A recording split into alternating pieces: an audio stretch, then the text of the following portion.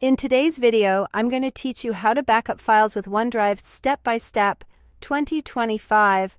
By the end, you'll know exactly how to upload files or entire folders from your computer to the cloud, so they're safe, organized, and easy to access from anywhere using your desktop browser. Start by opening OneDrive in your desktop browser. Using a modern, up-to-date browser helps everything run smoothly. Once you're on the OneDrive homepage, you'll see a navigation panel on the left. Click My Files. This is your main library, the central place where all your folders and files live in OneDrive. Think of it as the dashboard for everything you store.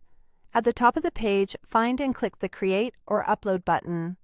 This opens the menu you'll use to bring your content into OneDrive.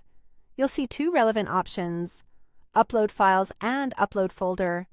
Choose Upload Files if you want to back up one or more individual files.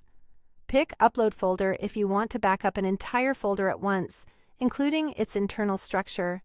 When the File Picker window opens, browse to the files or the folder you want to back up. You can select multiple files at once if you like. On Windows, use Control-click or Shift-click to select several items. On Mac OS, use Command-click. When you've made your selection, click Open. OneDrive will immediately begin uploading. Wait for the upload to complete. You'll typically see a progress indicator, and larger files or many small files may take longer, depending on your internet speed.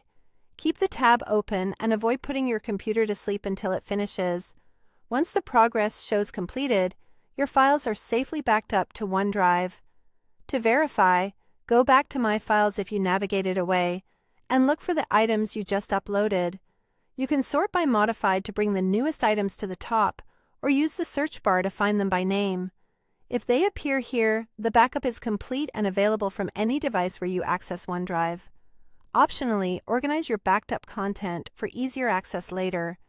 You can create folders, rename them for clarity, and move files into the right places so related documents stay together.